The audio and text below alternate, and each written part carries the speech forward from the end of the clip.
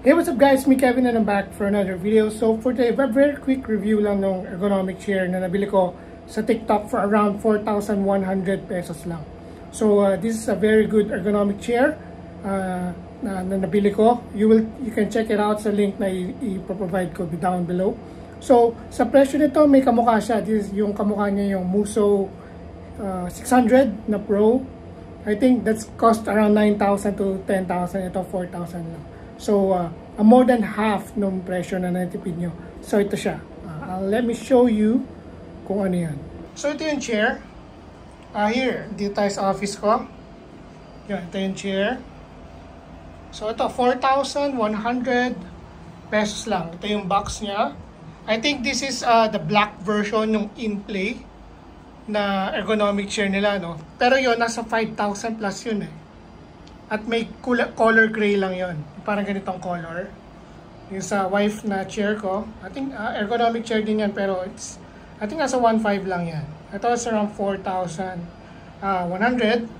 And meron siyang parang spider web design, lumbar support. Tapos yung neck na support nito, adjustable yan. Yan, tapos natataasan din siya.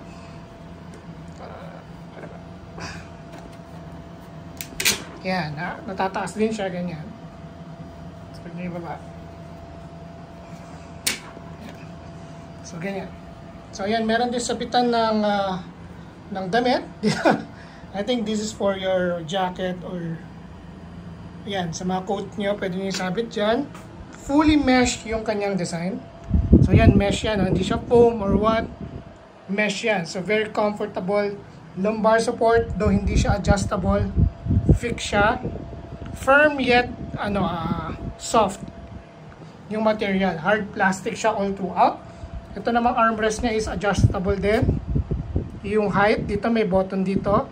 Pwede rin siyang move forward, no? I-move forward. Ayan. Ayan, namove siya forward. Ito naman yung height adjustment.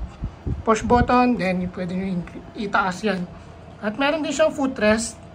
Medyo naka-osli lang siya ng konti. I'm not sure kung tama yung pag-install ko. But sagad na siya nang pinasok ko. So you just pull it out. So pull nyo lang out. Then flip forward. Yan yung itsura niya. So recline din siya, no? Nare-recline din siya. So may adjustment din sa ilalim. Metal base siya, no? Ito. So may kabigatan siya. Tsaka matibay. Metal. Though plastic lang yung gulong niya, no? So napapalitan naman yan kung masira yung gulong nyo. Pero carpeted naman yung office ko, so it doesn't really matter. So yan. Sa likod naman, ito yung itsura niya. So kamukhang-kamukha nung InPlay. I think it's the OEM, no? Pero this is the black version. I think the material is the same. So nakatipid ako ng mga 900 pesos dito. Or more than. Kasi parang nakikita ko sa Lazada nasa 6,000 yung InPlay. Pero kung same material to nung Muso na 600 Pro na worth 9 to 10,000, I think this is a good buy for you all, no? Sa mga naghahanap na ergonomic chair, napakamura na ito at napaka-comfortable. Reclinable pa siya. Let me show you yung reclining feature niya. Yan, naka-recline na siya. That's the max. I think pag umupo kayo dyan, talagang nakahiga kayo. Kasi iangat nyo lang yung footrest, parang nakahiga na kayo dyan. It's really comfortable. I really like the material.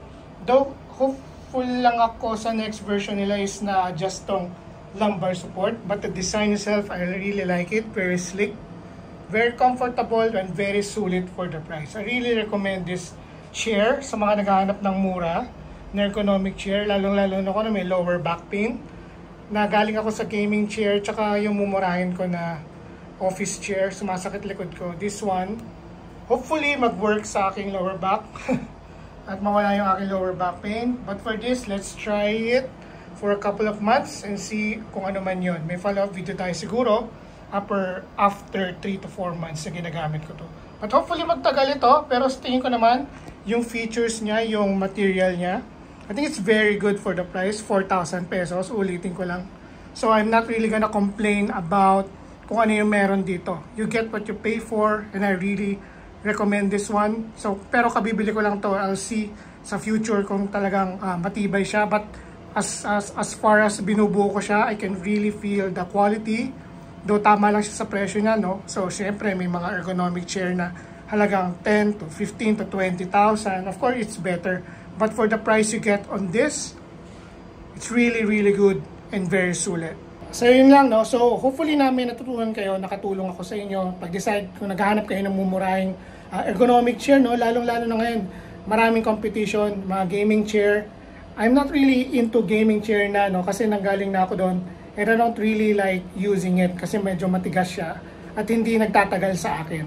Though hindi naman ako ganun kabigat, pero yung mga ergonomic chair na nagamit ko, mas nagtatagal pa yun. Hopefully, itong nabili ko ngayon is magtagal. So, yun lang. Thank you guys for watching and comment down below if may questions kayo. And if hindi pa kayo nag-subscribe, subscribe na kayo and like this video. Share it with your friends. If ever may questions kayo, feel free to comment down below. Thank you guys for watching again and I'll see you guys on my next video.